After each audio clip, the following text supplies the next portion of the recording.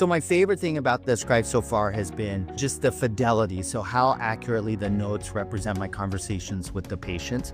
When I first started practice, I would dictate my notes. And so my notes were just perfect. They were exactly what was happening with the patient. And when I would read the note from the last visit, I would know exactly what was going on. And honestly, when I went to EMR, I lost all that. So the notes were very generic. And now my notes are back to the way they were before. So the Scribe is just like I have the Dictaphone. And so when I'm reading my notes from the previous visit, I know exactly what's going on. And so that's the thing that I really like the best. And I think if you're thinking about the Scribe, I think you really should look at the HPIs that it generates. It's not these generic HPIs. They're really accurate. And the other thing is that I get a diagnosis summary, and that really goes through my conversation with the patient. So always when I had MAs, I felt like I was explaining these things to the patient and telling these things to the patient.